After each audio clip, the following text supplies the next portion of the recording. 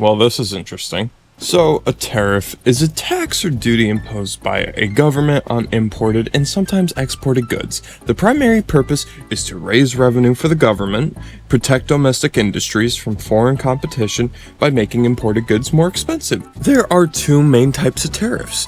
One with a fixed fee based on quantity, and one that has a percentage on an item's value. Now, tariffs are very ancient, like it's been around since ancient Mesopotamia and Egypt. So this isn't our first trade war, it's not even our fifth, but history has a funny way of getting repackaged like it's brand new. In 1930, the Smoot-Hawley Tariff Act, it raised duties on over 20,000 imported goods. Congress thought it would protect American farmers and manufacturers during the Great Depression. What actually happened, other countries retaliated, global trade collapsed, and the economy, which was already dying, got shoved off a ledge. By 1934, the US was crawling back quietly, cutting deals to undo the mess they made. But nobody apologized, because politicians don't do that. They just retire rich. Jump forward again to 2018, Trump launches a tariff war against China. Steel, aluminum, electronics, sound familiar? Result, prices rose, market dipped, and farmers, the ones who were supposed to be helped, had to bail out with taxpayer money just to stay afloat. The point is, we've done this. We've done this over and over, and every time it plays the same. Retaliation, inflation, economic limp. Then the cleanup crew comes in pretending they invented a compromise. Now, if you're familiar with this channel, you know I want future generations to have an extended hand. I don't want them to inherit rubble. But I must inform my fellow millennials of the grim reality we're about to face, and the economic traps already snapping shut around us. Let's be clear, tariffs aren't just about foreign goods, they're about your future, and here's what the numbers say. Every time a tariff is imposed, the cost of goods rises, and not just imported ones. Domestic producers raise prices too because they can. A 2021 study by the Federal Reserve Bank of New York found that U.S. tariffs on Chinese goods cost American households about $1,277 per year in increased prices. Industries that are affected are tech, home appliances, automobiles, construction materials, and even medical equipment. So when they say buy American, sure, but pay more. With money you're not making faster. Which is our next segment, wages aren't keeping up. Since 2020, pay wages have technically gone up, but real wages adjusted for inflation that has dropped. According to the U.S. Bureau of Labor Statistics, real wages for full-time workers aged 25 to 34 fell 4.6% from 2021 to 2023 due to inflation outpacing earnings. And you probably know this by now, but tariffs feed that inflation. And that inflation quietly rips apart your raise. And this retaliation hurts our jobs. You tax their goods, they tax yours. It's not diplomacy, it's economic ping pong, and workers get hit in the face. During the 2018 and 2019 US-China trade war, China imposed retaliatory tariffs on American agricultural goods, leading to a $27 billion bailout for US farmers. Meanwhile, American manufacturing jobs in tariff-targeted sectors declined or stagnated as supply chains froze. Another thing that I want to bring up is a slower research and development growth. A 2022 MIT study found that patent filings in protected sectors declined following the Trump-era tariffs. Why improve your product if foreign competition is blocked? We're not protecting industries, we're embalming them. Which leads me to my favorite segment in my 14-page script. Millennials already can't afford the economy. As of 2023, millennials own just 6% of US wealth, while boomers held 52%. Whoa! Homeownership rates for millennials are 20% lower than boomers at the same age. Now add higher prices, retaliatory tariffs, slowed innovation, and aged stagnation. That's not an economy, that's a long-term eviction notice from the middle class. Now, tariffs may look like national pride, but what they're really doing is preserving old industries while buying new ones, with us inside. You don't feel the damage in one paycheck, you feel it over a lifetime. Now, here's the claim you'll hear a lot. We need to make things here again. America has to be self-sufficient. It sounds noble, it sounds patriotic.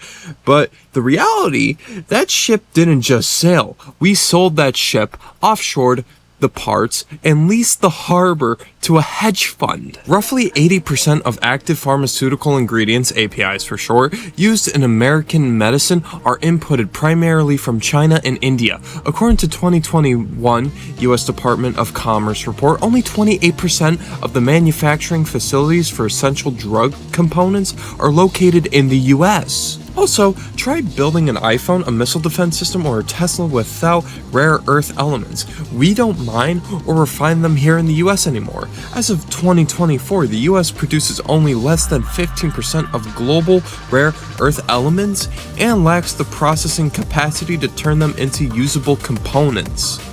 China controls over 70% of the global rare earth refining capacity. You can't be self-sufficient when your entire tech supply chain is outsourced. Even in farming, the heartland industry, we imported the tools to grow our food. A 2023 USDA report showed that over 50% of US farming machinery parts are imported, included sensors, circuit boards, and specialized hydraulics, mostly from Germany, Japan, and China.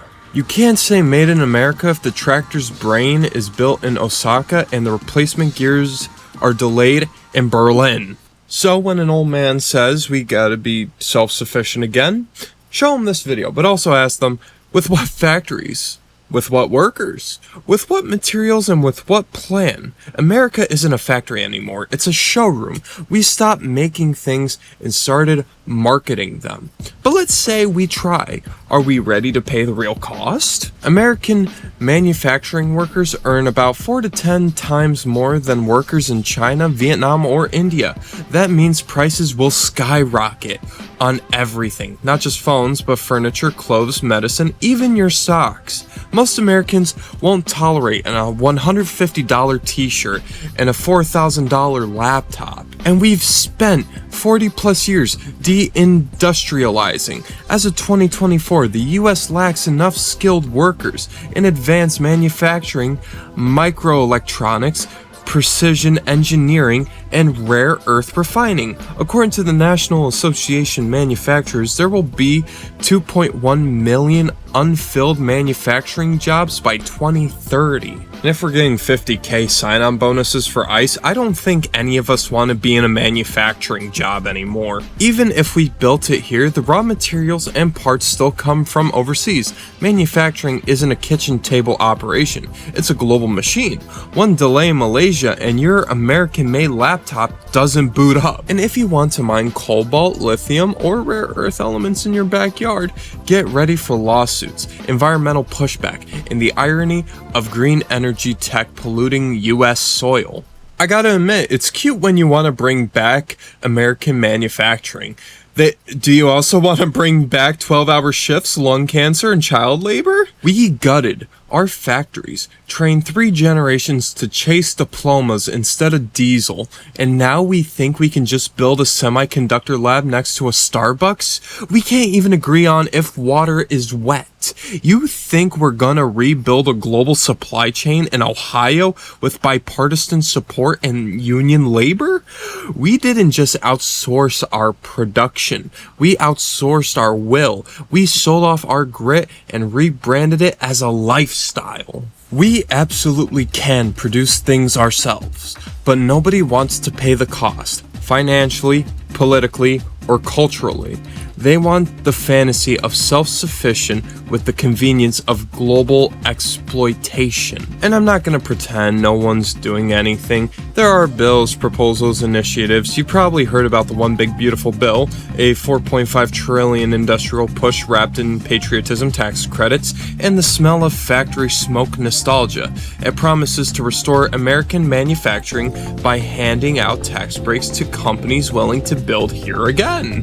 But the major is, even the experts behind it admits it's not enough. It's short-term capital infusion without long-term workforce planning. It only provides for the already wealthy companies, not the small-town factories that actually need the help. And companies are already pausing projects tied to this bill because some of the promised credits are under threat of rollback. It's a band-aid on a severed limb, and Washington's acting like we've fixed the artery. According to the Reshoring Initiative, most reassured jobs still go to the robotic capital incentive sectors, not middle-class workers. We're building the illusion of jobs, not jobs themselves. So you can call it the One Big Beautiful Bill, but it looks more like one big beautiful bailout for companies that already had offshore money, tax loopholes, and zero loyalty to the flag on their packaging. So, what now? I mean, we're not helpless. Understand and track reshoring trends. The Reshoring Initiative reported about 244,000 reshored manufactured and FDI jobs in 2024, with 2025 expected at 174,000 unless policy uncertainty is resolved. Reshoring could add 2.3 million jobs by the end of 2025 per visual capitalist coverage, but only less than 30% of companies use total cost of ownership models to evaluate reshoring decisions. Most miss hidden costs, meaning real impact, is still limited. So, learn how supply chain cost modeling and trade policies actually work.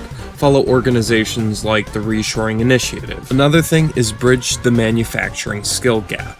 The U.S. manufacturing sector is projected to see 3.8 million job openings by 2033, with 1.9 million expected to remain unfilled unless training is scaled up. 77% of manufacturers report difficulty filling skilled positions, especially for technical and engineering roles.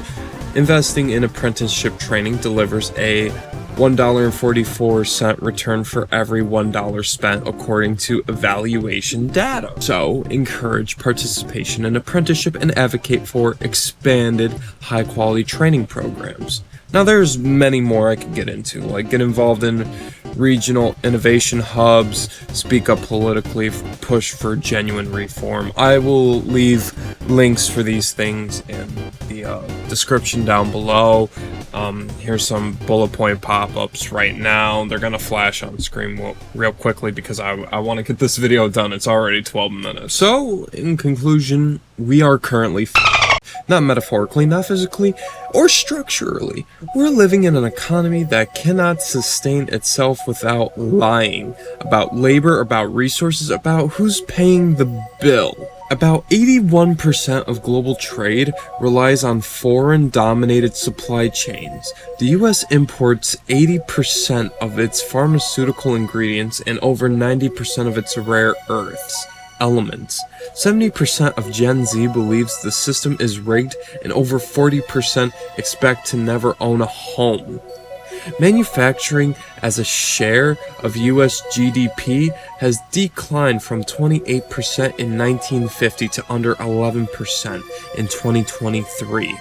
We are dependent on nations we threaten in speeches. We outsource our medicine and then wonder why insulin is unaffordable. We cut taxes for tech billionaires and wonder why we can't fund vocational schools. We talk about rebuilding factories while importing the tools to do it. That's not irony, that's policy failure in 4 dimensions. We can't be self-sufficient unless we are honest about what we've dismantled. Our bills are written by think tanks paid by the very industries they claim to regulate. We sell loyalty to companies that fire their American workers and rename the factory a logistics hub. And we sell the idea of freedom, but freedom doesn't mean much when the waters are privatized, the factories are gone, and your meds are back-ordered across an ocean. We live in a country where it's cheaper to ship a container of tools 6,000 miles than to train a kid in Detroit to fix a HVAC system. We brag about GDP growth, while 40% of young Americans can't cover $500 emergencies. We celebrate Made in America labels that were designed in Excel and assembled with parts from 6 different continents. We are because of deliberated choices, neglect sold as strategy, and extraction sold as economics.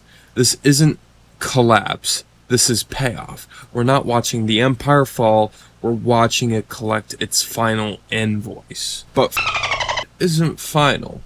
If you're listening to this, you're not powerless, you're informed, and the moment you understand the system, you stop being its product.